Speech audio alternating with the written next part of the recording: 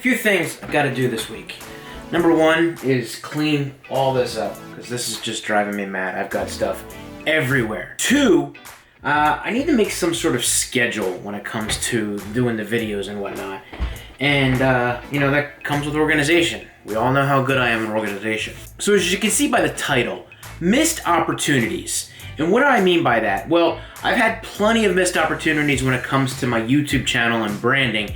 But there's also missed opportunities in everything that we do in life. So what I like about this topic is it so easily can cover everything because you're in that moment and whatever you're trying to accomplish doesn't work out. You're upset, you're mad, whatever it is, you think, I really wanted that to happen.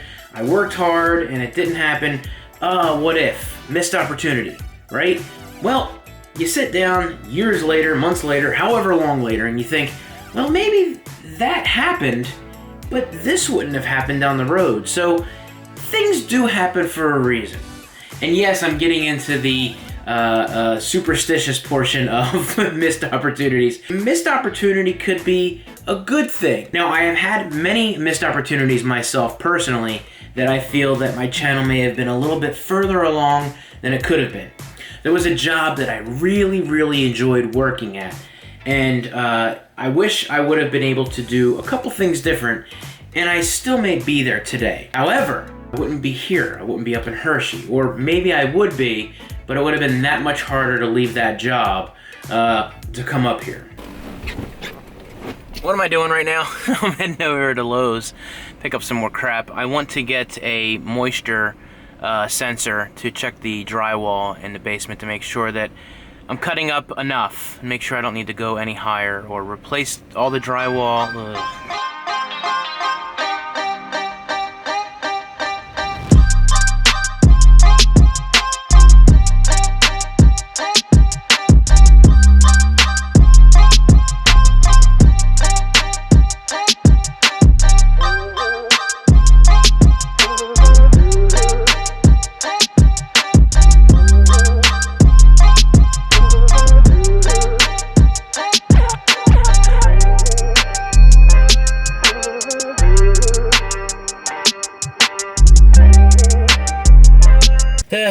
Rain, which means potential flooding, which means worrying about my basement. I've had many conversations in the past with YouTubers. I've done a lot of collaborations, but those weren't missed opportunities. I got to work with those wonderful creators, and we got to do a lot of stuff. However, there are even people that I met and wanted to collab with, but at that time, I didn't want to step out my comfort zone. For example, I went to CES. I had a plethora of content creators that I could have collabed with, started relationships with, beyond just the idea of talking. I met a lot of people, made some really good friends, but as far as taking it to that next step, I didn't have a plan and I didn't have the confidence to approach them and say, hey, I want to collaborate with you. And because I didn't have that plan, I didn't have that confidence, I just thought to myself, you know what? I don't want to bother them. I feel like they're here for some other reason. Is that the dumbest thing you've ever heard? That's my missed opportunity that I feel was huge for my channel.